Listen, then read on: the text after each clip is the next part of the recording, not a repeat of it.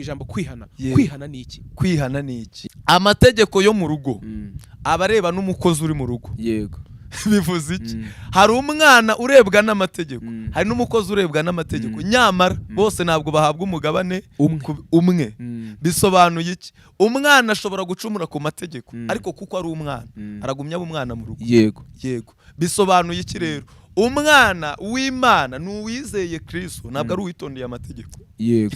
Ako kantu banze kumve neza. Kandi umuntu iyo yizeye Kristo, nibyo nashaka kugira ngo ndangize.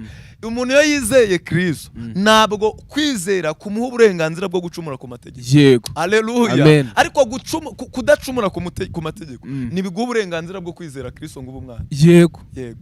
Abantu bose babwiriza n'abigisha, hari abo muri Emereri, hari abo muri Methodiste, hari abadivantiste, hari abaprotestani, hari abayisilamu, hari abakatolika. Abo babwiriza bose bakoranyije hamwe bari muri mwuka w'Imana. Yego. Bakarebera Imana mu byo yavuze, bakanahabwa mwuka wera. Wasanga bari mu itorero rimwe cyangwa itsinda rimwe cyangwa idini rimwe rihamya Imana. Yego. Uramutse usanze uyu munsi hari ikintu wishe kiri mu mategeko y'Imana kandi uri umuntu uvuga ko wuzuye mwuka w'Imana. Yego. Wakiyoboka. Warakoze cyane kwibutsa abantu ku gutekereza aho bazagana nyuma y'ubu buzima barimo barwanira mu gihe amagana ahezanye umwuka ari gushaka kubaho. Kunezererwa Imana ni kimwe mu bintu binyura imitima y'abamenye Imana.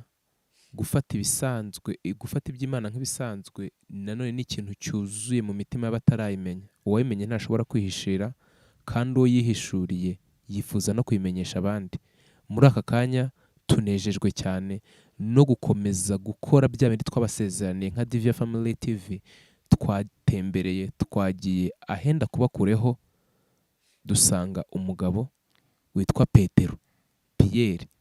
Uraho? Yego, muraho. Ni amahoro. Turashimira Imana. Umeze ute mugabo? Ndashimira Yesu nase. Ubwo nyine nabyo ntiwabihisha. Nabihisha neza. Kuki ushima Imana? Impamvu nshima Imana, icyambere ni uko umugambi wayo wose ni mwiza kuri njye. Yego. Kuba ndiho ni byiza. Urinde? Njyewe mbanze nkwibwire. Yego, nyibwire. Mbanze nkwibwire. Njya mbere. Yego. Njyewe ndi umusizi udasiga ubusa usingiza uwisize ubusa. Yesu Kristo mwene Nyagasani. Ndi inganzo y'abasaza ba sogokuruza nka Mose, Salomo na se dufitanye isano. Mupfana iki? Je suis frère de Jésus Christ. Umva nakandi. Ndi umugaragu wa Rugaba. Umugaragu utagayitse mu mihigo ngaragara mu bagabo. Ku rugamba rwo guhangana n'umugome. Rugire yangabiye ingabo. Amana ubugingo. Amina. Haleluya rero. Amen. Imana ishimwe. Ubwo se narangije kukwibwira. Ujya mbere. Zaburi ya 71 umurongo wa 7. Ndi ishyano ritangaza benshi, ariko Uwiteka niwe buhungiro bwanjye bukomeye. Nta nubwo uri cyago bavuze cyago Sodoma.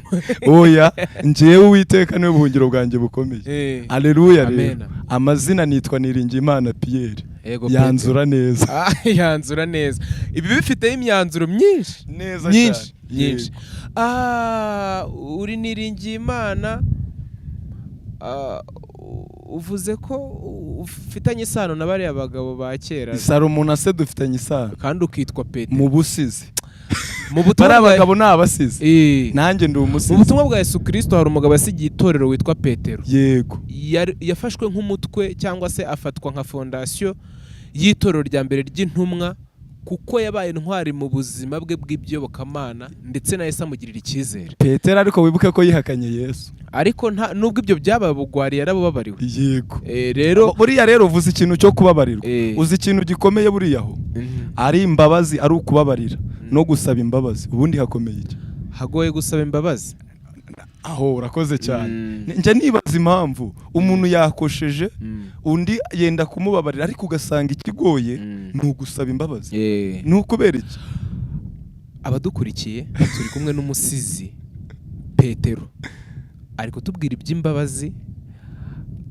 Nk'uwababariwe araza kubitubwira mu kiganiro cyegeye imbere uko turakomeza kubana nawe. Uyu mwanya mfite amatsiko yo kukumenya ko uri umusizi. Dusigire.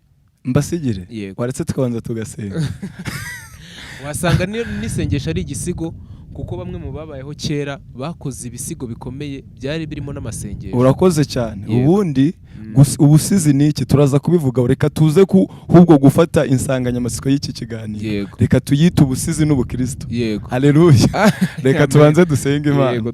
Turagushimiye Mana kandi tuguhaye icyubahiro muri iki gitondo, izina ryawe nirishimwe.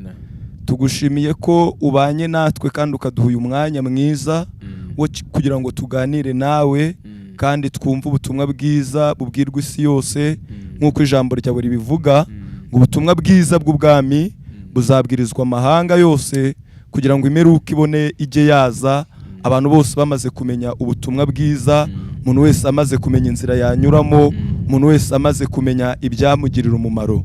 Nuko rero turaguhamagaye kugira ngo bane natwe muri iki kiganiro. Kandi umuntu wese ukurikiranye Divya Family abashe kugira ikintu yunguka mu bugingo, abashe kugira ikintu abona mu buzima bwe bwa buri munsi, mu izina rya Yesu. Urakoze rero kubanye natwe kandi ibyo ushaka ushima kaba ari byo bibaho, naba ari twe rero ahubwo izina ryawe nirihabwa icyubahiro ku bwa Kristo umwami wacu. Amen. Haleluya. Twari tuvuze ngo tuze kwiganirira ku busizi n'ubukristo. Haleluya. Ubusizi rero nicyo wari wisumbaza ngo nisengesho se n'ubusizi, nicyo warumbaje. Yego naryo ryajya. Ijambo ryitwa Zaburi urarizi? Zaburi risobanura iki? Ni indirimbo, ni ibisigo, ni amasengesho, mbese rikubiye hamwe ibyo bintu byose bihurira mu kuramya Imana, mu kuyisenga. Ni ikiganiro muri rusange umuntu ashobora kugirana n'Imana, byaca mu ndirimbo, byaca mu mivugo, byaca uburyo bwose. Yego. N'isengesho rero naryo ni kimwe mu busizi. Urakoze cyane, singushubije. Siga abazasobanuza abazakenera ubusobanuro busumbye bazagusanga, natwe tukuteze yombi. Reka tubanze tuvuge kuri aka kantu k'ubukristo twari tuvuze. Haleluya. Muri mbya yaravuze ngo nge ndi umukristo, icyo ni ikintu gihumuriza umutima wanjye, kinyibagiza ibyago byose, nkumva nduhuwe n'umwami Yesu. Haleluya. Ikintu nashaka kubwira abantu bose batuye isi banyumve, nimba hariho ikintu gihumuriza umuntu ni uko uri umukristo cyangwa icyo uri cyo. Uwo muririmbyi yaririmbye indirimbo muri icyo gitero ageze aravuga ngo nzahora ndi we ngeze kugupfa. Ubundi iyo abantu bapfa bajya he musizi? Iyo abantu bapfa bajya he? Hari ahantu habiri nzi. Nihe? Ndaza kubikubwira. Oya hambwira. Hariho ahantu habiri nzi, abahagiye bahorayo. Hamwe ni muri aho niho ngana. Mbwira ubundi uragana he? Njyewe ahantu njya ni mu ijuru ku Mana Data. Abandi se bo abavandimwe bawe inshuti zawe bazi aho uza aho bazajya?